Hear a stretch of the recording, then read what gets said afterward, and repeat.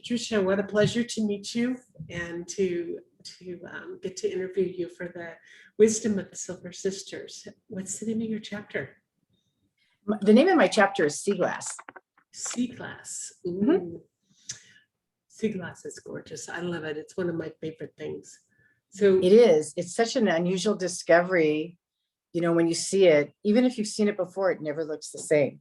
Right, right. So what was the inspiration for this story?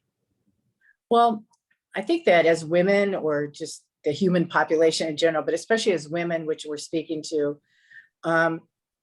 we always go through our own journeys.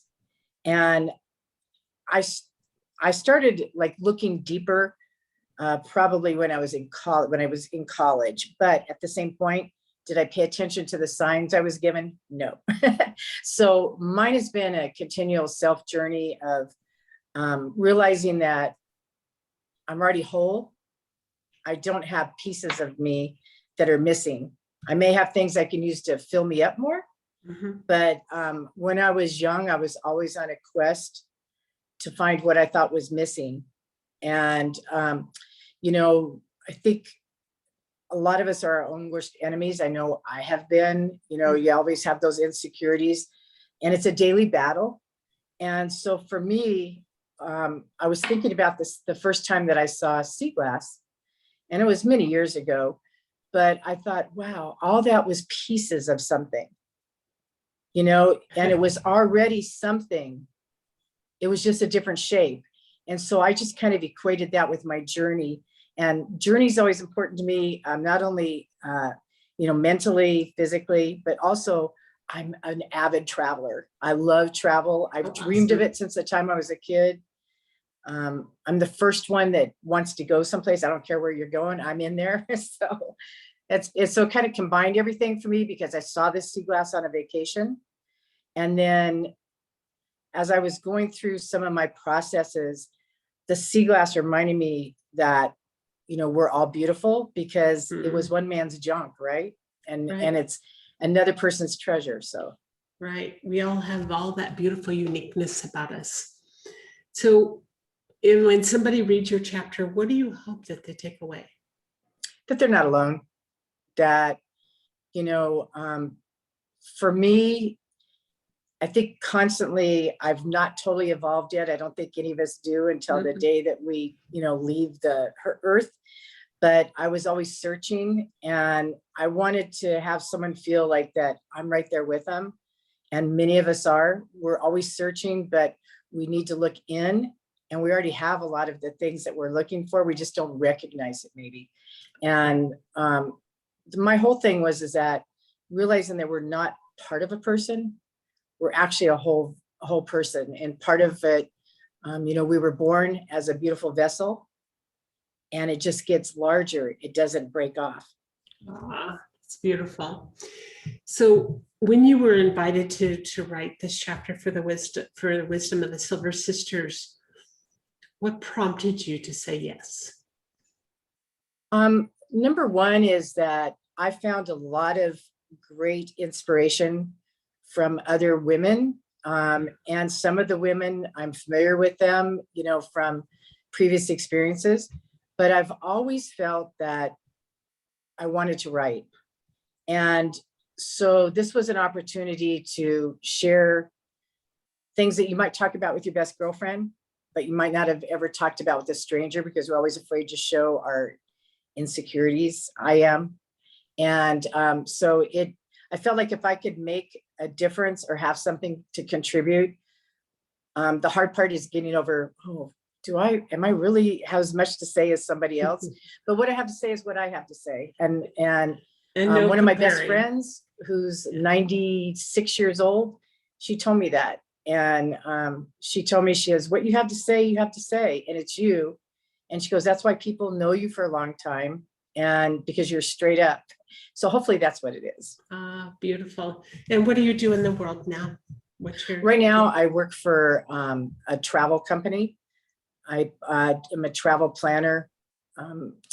It's after second and third career in both the for-profit and the nonprofit world. So I was able to kind of put my love of travel in and have something to carry me into the twilight, so to speak. That's awesome. But you also mentioned when we first started before we started recording, that you also work with homeless. Yes, I do. My husband and I, we got involved about 2.5 years ago. I think that we put off a lot of things. We would donate money to different causes and stuff, but we always felt like we didn't really have enough to give. Boy, if we ever hit that lottery, we're going to do it. And I came to the realization a couple of years ago that I don't have to have money. I just have to give a little time, compassion. You know, you can give things, and we do. We donate, but it's making a difference. And like a smile, recognizing that how close we are to being that person. I think most people have gone through places in their life where maybe they had ups and downs. And so my husband and I, we feel really good about it. So we do a monthly donation drive that we work with an organization, but we give it to a particular person in that organization. She has a really rough, underserved area. And so once a month, we have a collection we do all month long. We gather everything from food items to medical supplies to T-shirts, shoes, whatever the need is at that time. And we just feel good about it because we feel that we really get more out of it because we feel encouraged and blessed. And blessed isn't a word that I use lightly.